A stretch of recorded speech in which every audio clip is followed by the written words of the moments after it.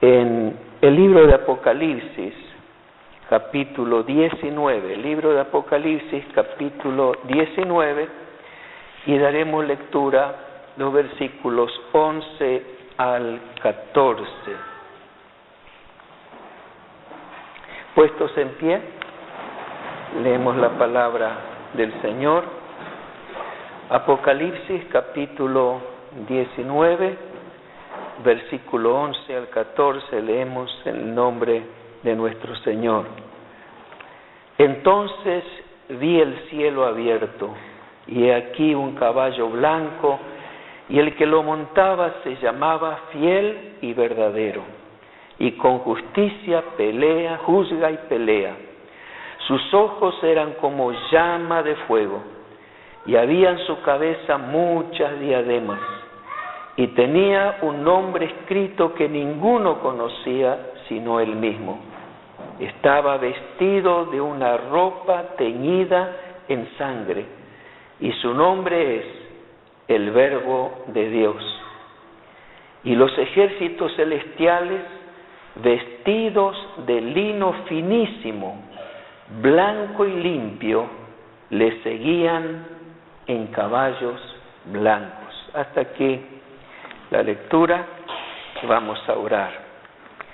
Padre, te rogamos que en este día estés enviando tu ayuda del cielo y que hables a nuestros corazones en palabras proféticas, palabras de poder, que resulten, Señor, de gran edificación, de salvación, de sanidad. Señor, ruego por todos los que oigan esta palabra, que transformes sus vidas y los bendigas en gran manera. Concédenos esta gracia, este poder que viene del cielo.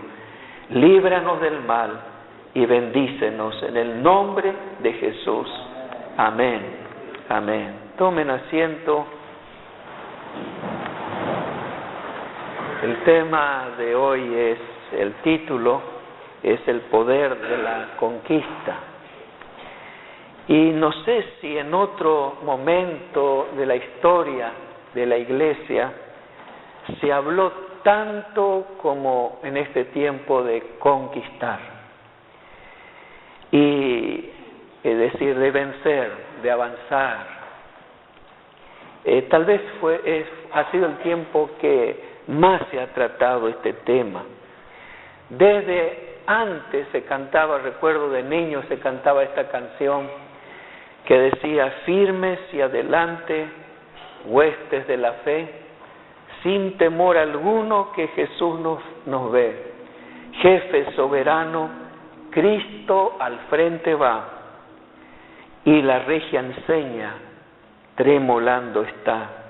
Al sagrado nombre de nuestro adalid, tiembla el enemigo y huye de la lid. Nuestra es la victoria, dad a Dios loor, y óiganlo el averno, lleno de pavor.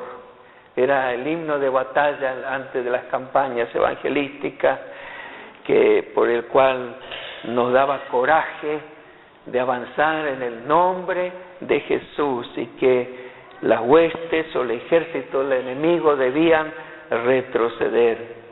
Y luego vinieron otras canciones un poquito más ligeras, como se acuerdan de esa canción que dice: echó a la mar al que los perseguía, jinete y caballo, echó a la mar los carros del faraón. Y a los niños les gustaba mucho cantar los carros del faraón.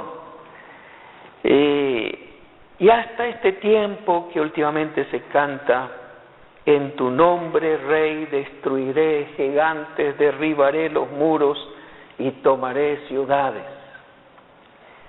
Por muchos años se ha predicado ya sobre la toma de ciudades. Algunos han hecho caminatas de oración alrededor de las ciudades como Jericó para que caigan los muros. Se ha hablado de gigantes que debíamos derribar, no gigantes de carne y hueso, sino los gigantes de la duda, gigantes de la incredulidad, los gigantes del temor, gigantes que aparecían sobre nuestras vidas y que nos amenazaban, que nos derrotaban, o gigantes de la tentación. Entonces se decía, bueno, tenemos que derribar esos gigantes. Se hablaba de muros que impedían que la iglesia pueda extenderse, etcétera. Y se habló mucho sobre el tema de guerra espiritual en los últimos años. Pero tanto antes, años, hace mucho tiempo, cuando se predicaba un evangelio militante, se hablaba de que es necesario sufrir por Cristo, que era necesario padecer por Él, que era necesario ser perseguidos por el nombre de Cristo, hasta el evangelio triunfante que se canta ahora, el que ya está vencido el enemigo, que ya está ganada la victoria, que somos más que vencedores por medio de Cristo, es el evangelio triunfante, el que hablamos ahora. En ambos, a veces vemos en ambas luchas, que muchas cosas no han cambiado como esperábamos que cambien.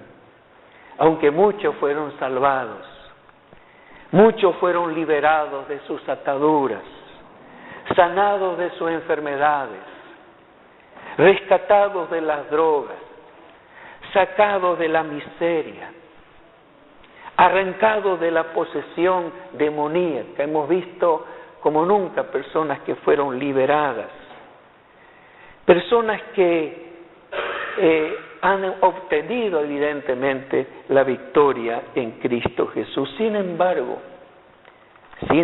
muchísimos más viven vidas vacías, encerrados en los muros de la incredulidad, esclavizados. Muchos viven sin Dios, sin salvación. Y en realidad podemos afirmar que hemos avanzado, que la iglesia está jugando un papel preponderante, importante en la sociedad, un papel extraordinario, podríamos decir, pero vemos todavía que nos falta muchísimo. Muchos muros todavía siguen en pie. Algunos gigantes todavía nos molestan y algunas ciudades todavía no han sido tomadas. Por otro lado, observo que muchos cristianos, sobre todo aquellos que han soñado con grandes cosas de Dios para sus vidas, he visto a cristianos que han proclamado que son vencedores. Y he visto cristianos que han querido volar alto y lejos. Ahora están con las alas rotas, arrastrándose y tratando de sobrevivir en medio de sus continuos problemas y dificultades. Cuando hicimos la última evaluación de la campaña con Carlos Anacondia, los que trabajaron en la carpa de liberación reportaron un alto índice de personas que han sido traídas a la carpa con señales de posesión o opresión demoníaca. Han sido personas que ya antes habían aceptado a Cristo, personas que han sido miembros de las iglesias, sin embargo habían vuelto atrás y han abandonado el camino del Señor, y nuevamente el enemigo tomó posesión de sus vidas. Y eso realmente me preocupó, ese informe, porque no eran tanto las personas nuevas las que fueron liberadas, sino aquellos que ya conocían el camino del Señor. ¿Cómo es posible? Mi pregunta ha sido, ¿cómo es posible que habiendo conocido la verdad, habiendo experimentado la alegría de una nueva vida, el perdón de los pecados, la bendición de Dios, ¿por qué han vuelto a su estado anterior, o peor todavía, ha sido su estado presente que el anterior. ¿Qué les hizo perder la bendición de Dios? ¿Qué les privó de la corona que Dios le había prometido? Uno podía pensar que fue por ignorancia, y en algunos casos puede ser que sí. Y debemos admitir que sí, que hay muchos que no han conocido la Biblia, no conocen al Señor, se han guiado solamente por una experiencia momentánea y por su ignorancia fueron a caer, a retroceder, porque no han entendido el propósito de Dios para sus vidas. Pero lo notable es que muchos de ellos han sido maestros de la Biblia, consejeros, incluso que tenían todas las respuestas a las preguntas que la gente le hacía. También podía suponerse que le faltó el poder del Espíritu Santo, que no tenían los dones espirituales, o no tuvieron la unción de Dios sobre sus vidas, y por eso se apartaron. Y puede ser, debemos admitir que hay casos que sí, pero he observado que muchos que volvieron atrás han tenido la unción, han tenido el poder, han tenido dones del Espíritu Santo, incluso han hablado en lengua, hecho milagros, han profetizado, han hablado la palabra del Señor. Sin embargo, se encontraron totalmente derrotados y con muchas cosas no resueltas en su vida, en su familia. Entonces me pregunté, al ver este cuadro, ¿cuál es la verdadera fuerza de la conquista? De que hablamos de conquistar, de saltar los muros, de alcanzar las promesas. Parece que todas las canciones a veces apuntan en esa dirección. ¿Qué elemento fundamental puede hacernos permanecer en el campo? ¿Qué elemento fundamental puede hacer que estemos de pie sin caer jamás? Esto me hizo pensar mucho y buscar en la Biblia, la palabra de Dios, ese elemento fundamental que no debemos obviar. Descubrí algunas cosas que me parecen fundamentales, principalmente en este pasaje que hemos leído del libro de Apocalipsis. Y he descubierto que el poder de la conquista, podemos decir, el poder de la vida victoriosa en nuestra vida, el poder de la gracia de Dios en nosotros, permanece en la santidad. Y la santidad aparece cuando se trata de conquista y en forma de un caballo blanco. Qué cosa rara. Y este es un dato curioso, porque cuando Eliseo, el criado del profeta Eliseo, lo despierta y de noche y ve que está rodeado del ejército enemigo, la ciudad donde se encontraba, Eliseo estaba tranquilo. Y le dijo, no te preocupes, no tengas temor, porque más son los que están con nosotros. Y el empleado, el siervo de Eliseo miraba, pero eran los dos. ¿Cómo podemos ser nosotros más que un ejército? Lo miraba Eliseo y dice, pero ¿qué le pasa al viejo? Porque ya parece que le está patinando algo, porque somos nosotros y estamos rodeados en una pequeña ciudad. ¿Dónde está el ejército? Y entonces Eliseo oró a Dios y dijo, Señor, abre sus ojos para que vea. Y sus ojos le fueron abiertos, vio el mundo espiritual, estaba rodeado de caballos y con un ejército de ángeles, de seres celestiales que los rodeaban, que eran muchísimo más que el ejército que los rodeaba a ellos.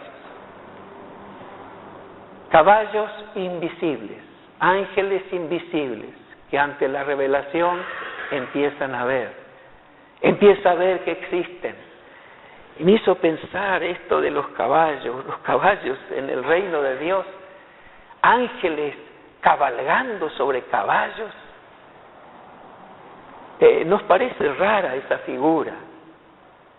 Uno pregunta, bueno, ¿los animales van al cielo? Los perros, todos los perros van al cielo, creo que hay una película por ahí. ¿Cómo es esto de que estaban con estos caballos? Evidentemente era una fuerza poderosa de parte de Dios. Y en el libro de Apocalipsis la figura de los caballos aparece una y otra vez cuando Juan llora diciendo que nadie podía abrir esos 7 sellos.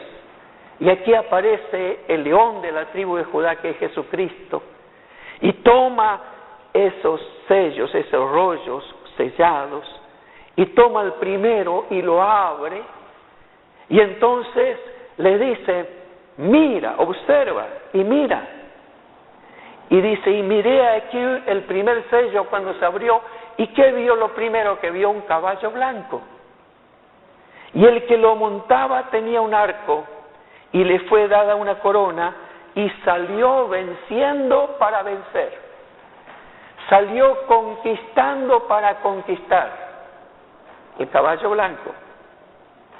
Y luego en el capítulo 19 dice, entonces vi el cielo abierto, y aquí un caballo blanco, y el que lo montaba se llamaba Fiel y Verdadero. Y con justicia juzga y pelea. Estaba vestido de una ropa teñida en sangre. Su nombre era el Verbo de Dios, Jesucristo. Jesucristo montado en un caballo blanco. Los demás estaban montados en caballos blancos. El ejército de Jesús, todo su ejército, por miles de miles, con vestiduras de lino fino, blanco, resplandeciente, limpio. Lo seguía. Jesús montado en caballos blancos. No sé, pero ¿qué quiere decir esta figura? ¿Por qué el caballo aparece? ¿Por qué Jesús aparece en el caballo blanco? Y si seguimos leyendo, vemos cómo con ese caballo blanco y la gente que lo seguía cabalgando, atacan al gran dragón, a la bestia, al falso profeta, al mismo diablo. Lo arrojan al abismo. Es decir, Jesucristo vence al diablo, a todas sus fuerzas, sobre un caballo blanco. Y él vestido de ropas teñidas en sangre. Pero los demás no, los demás con ropas blancas, limpias. Toda una figura. En el libro de Zacarías aparece otra vez los caballos, el caballo blanco, Zacarías 14:20. En aquel día estará grabado sobre las campanillas de los caballos, santidad a Jehová. Por lo cual deducimos que la figura del caballo era la figura de la fuerza. Antiguamente un ejército era fuerte, poderoso, cuanto más caballos tenía. Habla de la fuerza de un ejército. Y aquí se está hablando de la fuerza, no de la fuerza humana, no de la fuerza de las armas, sino de la fuerza de la santidad. Es decir, que la santidad es la que nos lleva a la conquista, la que hace que avancemos por medio de la santidad. Sin santidad no solamente nadie verá al Señor, sino que tampoco podemos ver una verdadera conquista y una conquista permanente sin santidad. Notemos que en el ejército de Jesucristo, el Verbo de Dios, el llamado también Señor de señores y Rey de reyes, estaba formado por personas que habían sido limpiados, lavados, por aquel que tenía las ropas empapadas de sangre, porque por su sangre hemos sido limpiados.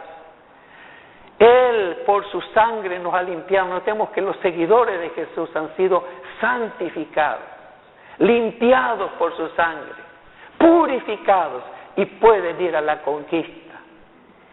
Y yo noto que aquellos que han caído, podemos decir, las alas se les rompieron, que quisieron volar, que quisieron alcanzar cosas de parte de Dios y fracasaron en su vida cristiana, han tenido principalmente el problema con el tema de la santidad.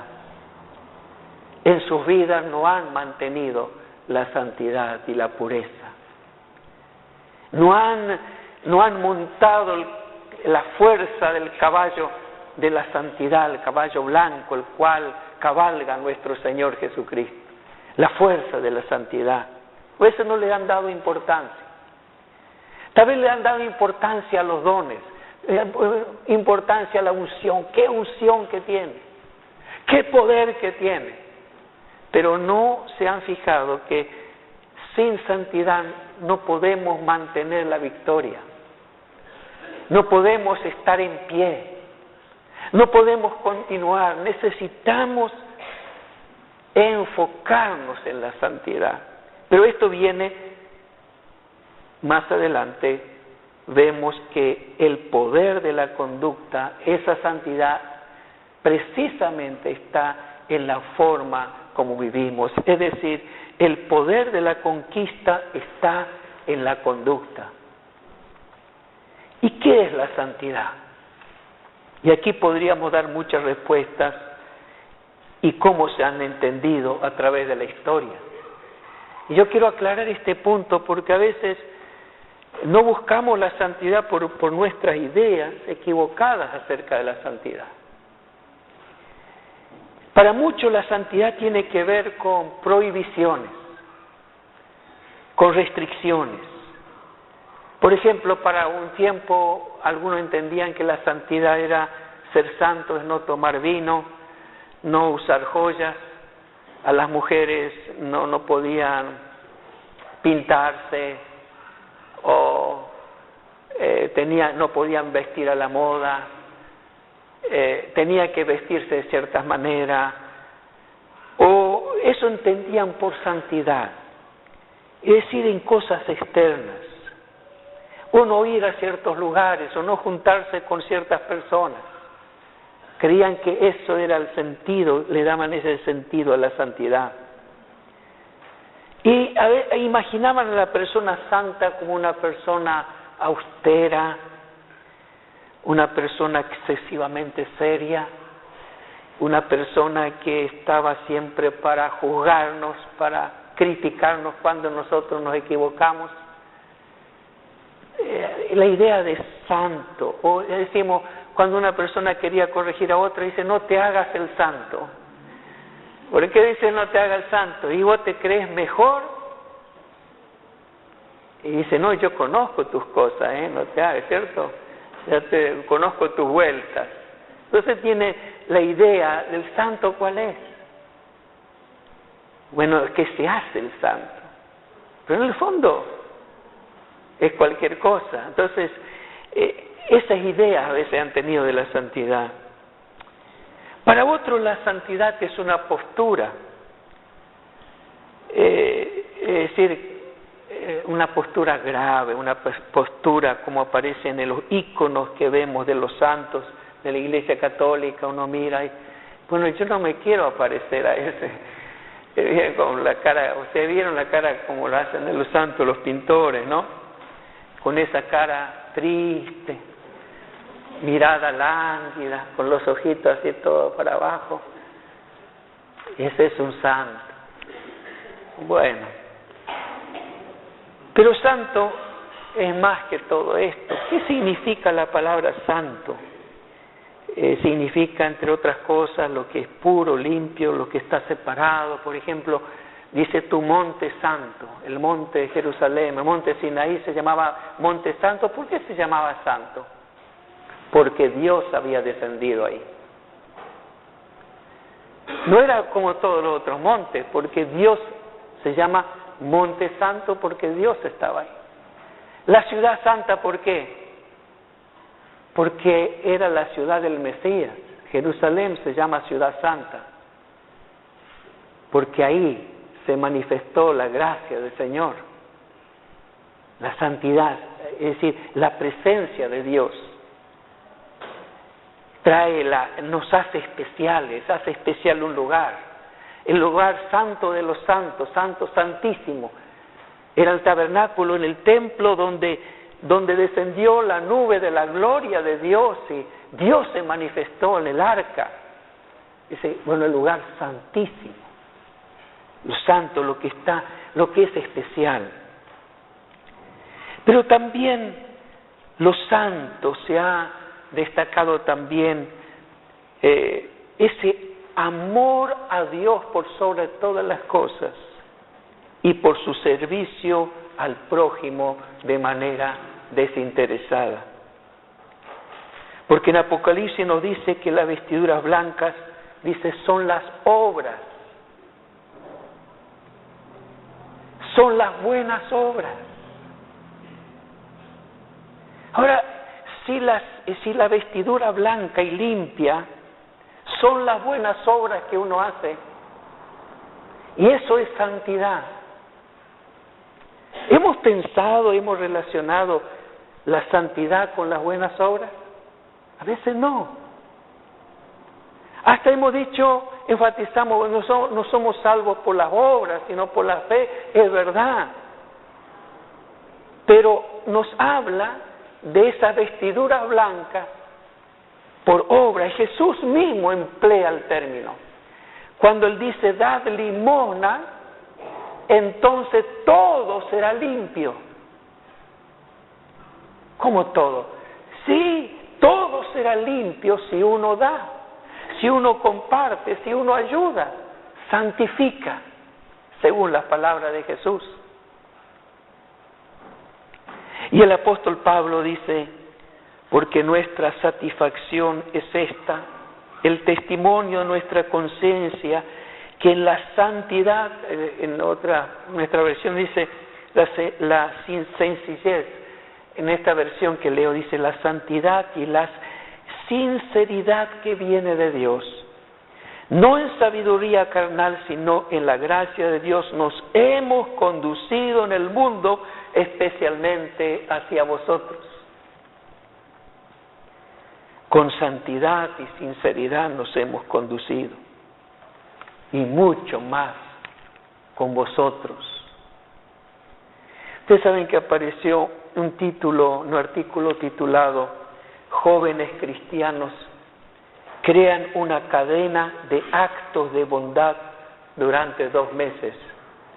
Apareció un artículo en la Fuerza Latina Cristiana que dice, y quiero leerles este párrafo, dice en inglés, por supuesto, Love is our weapon, que significa el amor es nuestra arma. Es un movimiento que nació entre jóvenes en Australia. La idea era hacer un programa que motivase a hacer actos de bondad en su comunidad durante 10 semanas. Este sencillo plan se está extendiendo en otras iglesias alrededor del mundo. Actos de bondad. La campaña no contiene grandes secretos.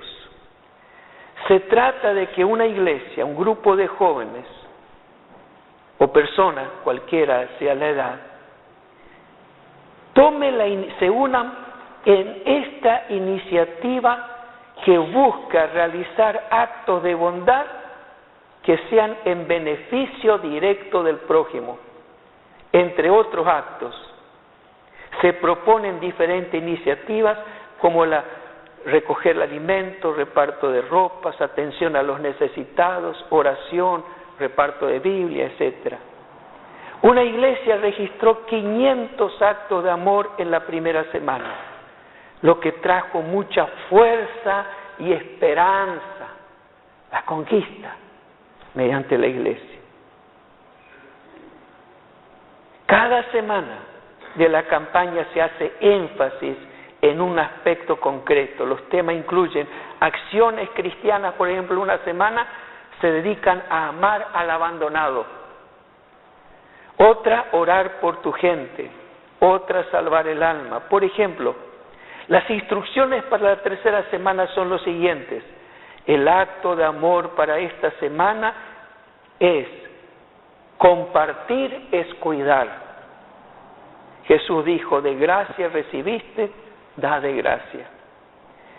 Y dice, esta semana debemos salir y mostrar el amor de Dios de forma práctica a los demás, compartiendo lo que tienes con los que te rodean. Al compartir lo que tienes, se verá el amor de Jesús. Así que salgan esta semana y sean generosos. Compren algo a alguien en el comedor escolar. Dele a su madre una ayuda adicional lavando los platos. Dele a alguien un regalo, sean creativos. Jesús dijo, más bienaventurado es dar que recibir. Y nos dice que fue tremendo, miles y miles de personas fueron impactadas. Y el pastor de la iglesia dijo, el amor es nuestra arma. Se está realizando en 132 iglesias que representan 12 diferentes denominaciones a través de 35 naciones, lo que incluye un total aproximado de 10.000 personas. Estamos sorprendidos por cómo una idea tan simple se puede utilizar en forma tan eficiente. Esa ha sido su arma. Nuestra intención es que comunidades enteras cambien por el amor de Jesús. Esto sería fantástico.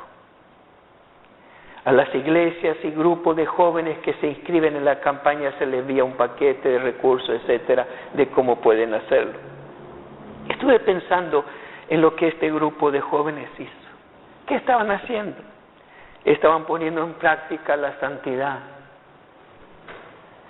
Al brindar amor al prójimo, ese por amor a Dios, cuando uno hace algo, podemos decir que es santificado. O sea, nunca hemos visto la santidad desde este punto de vista. La ayuda que hoy este día puedes prestar a alguien es porque está siendo santificado. Un acto de bondad, un acto de cariño, es una santificación. A veces lo vimos siempre como una restricción, algo difícil, pero vemos qué fácil que es según esto. Y en tercer lugar, el poder de la conquista también está en la fe. En el libro de Números nos muestra el momento que Moisés y Aarón perdieron su oportunidad de conquistar la tierra prometida. Ellos tuvieron grandes experiencias con Dios. Fíjense, Moisés vio a Dios cara a cara. Hizo milagros como ningún otro. En Egipto abrió el Mar Rojo por el poder de Dios. Descendió el maná sobre el desierto, las codornices y tantas otras cosas para alimentar a millones de personas. Al menos se cree que ha habido 2 millones de personas en el desierto. Y sin embargo Dios le dijo, porque no me santificaste, no entrarás en la tierra. ¿Qué hizo Moisés? ¿En qué falló?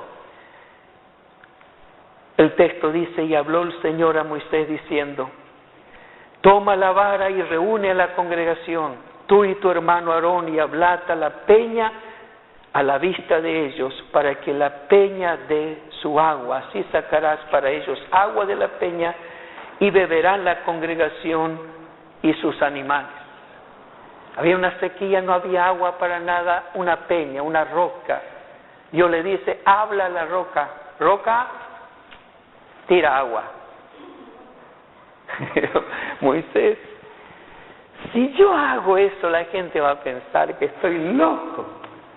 ¿Cómo en medio de este desierto por hablar, la roca va a dar agua? Entonces obedeció Moisés. Reunió al pueblo ante la peña y ¿qué dijo? En vez de dirigirse a la roca, se dirigió a la gente y le dijo: oíd ahora, rebeldes. Empezó a retar a la gente. ¿Sacaremos agua de esta roca para ustedes? ¿Acaso podemos sacar agua de la roca? Y tomó el palo y ¡pa! Le dio la roca. Golpeó la peña 2 veces y brotó agua en abundancia. Y bebió el pueblo y sus animales. Moisés estaba más sorprendido que toda la gente. Salía agua y salía agua y salía agua y agua y agua. Para esos miles y miles, imagínense la cantidad de agua que habrá salido. Pero el Señor le dijo a Moisés y a Aarón: porque vosotros no me creísteis, a fin de tratarme como santo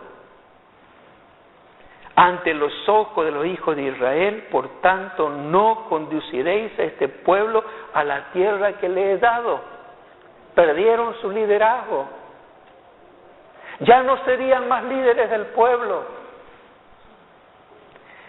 Aquellas fueron las aguas de Meriba, porque los hijos de Israel contendieron con el Señor y Él manifestó su santidad entre ellos. Dios dijo que iba a salir agua, pero tenía que hablar a la roca. Luego dice el apóstol Pablo: la roca que le seguía era Cristo en forma de roca. De Él sale agua. Por eso Jesús dijo que el que cree en Él, de su interior correrán ríos de agua viva. Y Él es la fuente de vida. Solamente tenía que hablar y se iba a producir un milagro. Imagínense si Moisés hubiera obedecido, hubiera dicho: roca, en el nombre del Señor, fluye agua, lanza el agua que tienes. Y de pronto se abre la roca. Hasta el día de hoy se hablaría: qué tremendo el poder. Y Moisés hubiera conquistado la tierra. Y la historia, el fin de Moisés sería diferente. Pero él no creyó a Dios. Y en su enojo, su ira, su frustración con la gente que se quejaba, lo retó y golpeó. Pero Dios era fiel a su palabra, dijo que saldría agua y salió agua. Dios no ha mentido. Dios dijo la verdad, había agua allí. Dios se santifica o manifiesta su santidad cuando hace lo que prometió hacer a pesar de nosotros, a pesar de nuestras dudas. A pesar de las dudas de Moisés, Dios cumplió su palabra. Cuando nosotros oramos: santificado sea tu nombre, eso es lo que significa.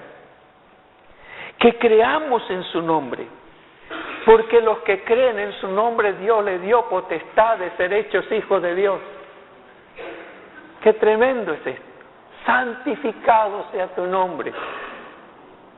Cuando creemos en la sangre de Cristo, que nos da poder para vencer, porque dice: ellos han vencido por medio de la sangre del Cordero. Por eso Jesús tiene las ropas teñidas de sangre. Y tal vez en nuestra vida, en esta mañana, hemos llegado a un punto que le decimos al Señor: Señor, me cuesta tanto continuar. Señor, mis alas se han roto. Mi armadura, como dice aquella canción, está gastada. Estoy cansado del camino. El Señor hoy quiere darte nueva fuerza. Te quiere dar un sentido de esperanza. Te quiere dar una nueva visión. Te quiere impulsar a la conquista de cosas que nunca ha visto. Te quiere hacer vivir nuevas experiencias de fe en Él. El Señor en esta mañana quiere cubrirte con su sangre para limpiarte.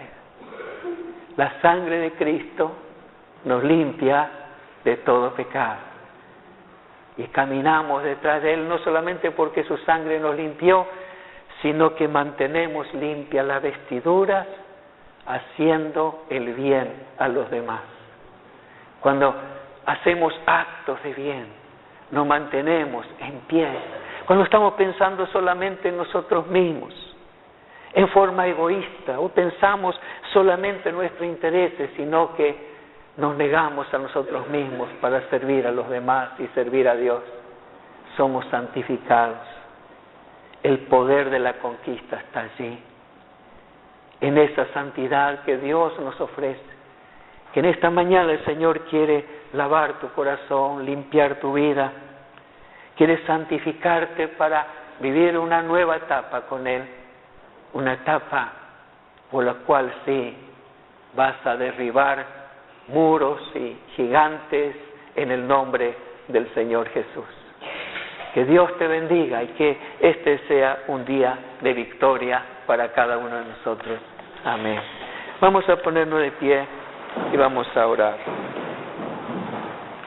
Padre, te damos gracias por tu palabra y por Jesucristo, el Verbo de Dios, el que cabalga en ese caballo blanco representando la santidad y cuyas vestiduras son rojas por la sangre, porque por ella nuestros pecados son perdonados. Limpia, santifica en esta mañana, sana a aquellos que tienen sus esperanzas, sus alas rotas. Sana, Señor, a aquellos que han caído y han retrocedido. Levántalos, Señor. Dale una esperanza, dale un futuro, y ese futuro sea 1000 veces más glorioso del que jamás han experimentado. Tu bendición sea sobre todos los que estamos en este lugar. Oye nuestra oración en el nombre de Jesús. Amén y amén.